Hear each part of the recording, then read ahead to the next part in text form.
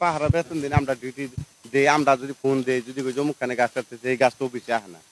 আপনারা কেমনে কি টেহাই খাই না কি করুন ম্যানেজ করে শেষ গাছ শেষ। তাহলে এই যে আইলো না, এখন এই একটা গাছ আইলো এটা জব্দ আঙ্গুর দেওয়ার ক্ষমতা নাই।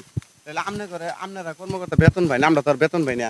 ২-৩ মাস পর ২-৩ হাজার করে টেহা দেওয়া সান্ত্বনা দিন। যে সঠিক বেতনটা আমগরে বেতনটাও দিন না। তাহলে এই বাদ বাই বেতন দিয়ে কোনো যায় বা আমগরে যে চাপ সৃষ্টি করুন, তাহলে এই সমস্ত জিনিস তো বলেন। এটা বিতর্ক করছি দিঘা, তর্ক করছি দিঘা মনে করি নামঘর নামে এই এলাকায় নির হয় যে মতি আর আমার নামে দুইজনের নামে মিথ্যা মামলা দিয়ে দিছে। একটা বন মামলা, আমরা দিন মজুরি কইরা খাই। তাহলে এই মামলাটা দেওয়াটা এটা তো উচিত হয় নাকি? মামলা দিছে, মামলা দেওয়ার কাটাকাটি তো বন্ধ নাই।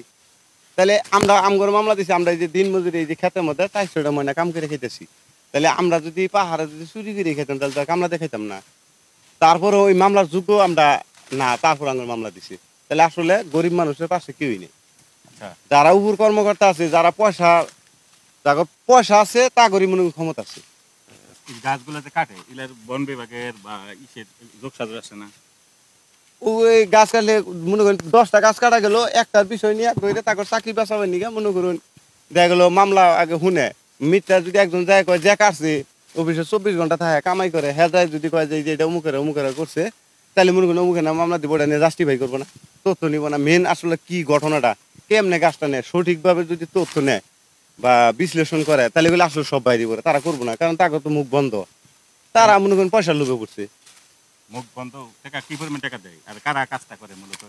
এই যে মনে করেন স্টাফ আছে অফিসে, রেঞ্জ অফিসার কর্মকর্তা আছে, তারা রেঞ্জ অফিসার ও স্টাফ করে মাঠে পাঠায়। আবার স্টাফ ঘর পিছিয়ে আবার কিছু ওয়াসার বানাইছে। এই ওয়াসাররা মনে করেন সারাদিন সাইকেল নিয়ে ঘুরতেছে, মনে করেন করে ওর সারাদিন সাইকেল নিয়ে একটা ঘুরে অফিস থেকে 10 টাকা বেতন পায় না, হ্যাঁ কেমনে চলে? তাহলে অবশ্যই পাহাড়ের উপর ভক্ত ওই সারাদিন দেহায় ডিউটি দেয় রাইতে কাটে, এরকম ধরনের একটা সিস্টেম। মানে বন বিভাগের লোকজনই? হ্যাঁ, বন বিভাগের লোক সহযোগিতাই তো স্টাফের সাথে কথা কয়, তোমরা ডিউটি দিবা, ঘুরবা, খবর দিবা, হ্যাঁ 2-4 টাকা কামায়, হ্যাঁ রাত করে কাইডা যেমন একটা গাছ কাটলো ও একটা স্টাফের ২,০০০ টাকা দিল, হ্যাঁ তো অবশ্যই আর থেকে 10,০০০ টাকা কামাই করার চেষ্টা করবো। এই যে এইভাবে মনে করেন একটা প্রতিদিন যদি একটা দুইটা করে কাটে, প্রতিদিন তার গাছ হয় না, একটা গাছ হইতে 15-20 বছর লাগে। তো প্রতিদিন একটা দুইটা করে কাটলে পরে আবার শত শত লোক, তাহলে পাহাড়টা থাকে কেমনে, বনটা থাকে কেমনে? এইভাবে বন বিভাগের কোটি কোটি টাকা ধ্বংস হইতেছে। আর আমগরে মনে করেন গরিব মানুষেরা সান্ত্বনা দেয় যে বন রক্ষা করেন, আমরা বন রক্ষা কেমনে করবো? তারা যদি আমাকে পাশে না দাঁড়ায়, এগুলা ভিড়ে যে কর্মকর্তা আছে তা আন্ডারে হইতেছে। ভিড়ে যে কর্মকর্তা তারা যদি পরিচালনা ভাবে করে সঠিকভাবে, তাহলেই হয়। তারা তো সঠিকভাবে করতেছে না। তারা মানে যে যেমনি যায় কান কথা কব, একটা গৃহস্থ 50 পাখি খেত বাই করছে পাহাড় জুড়ে, 10 পাখি খেত বাই করছে, খেতে ফসল আবাদ করে খাইতেছে। হ্যাঁ যদি অফিসে যাই পায় হ্যাঁ হইলো ভাই। আমনালা গরিব মানুষ সাধারণ মানুষ গেলে পরে ভাই না, এদিকে সৎ ভাই বলে কেন? ভাই বলে যে পয়সার জোরে, পয়সা হইলো ভাই দুনিয়াতে, এই হইলো দুনিয়ার নিয়ম।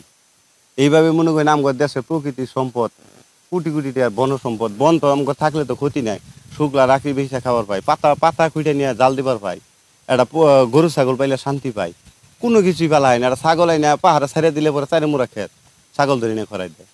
তাহলে আমগর নালা গরিব মানুষ কি করে খাবো? যে এইভাবে মনে করুন গরিব মানুষের বনের দরকার, ধনী মানুষের বনের দরকার না। তাগর টেহার দরকার, পয়সা কামাই করবো, ফসল আবাদ করবো, তাকে পয়সার দরকার। এইভাবে আমগর প্রকৃতি বাংলাদেশে শেষ হইতেছে।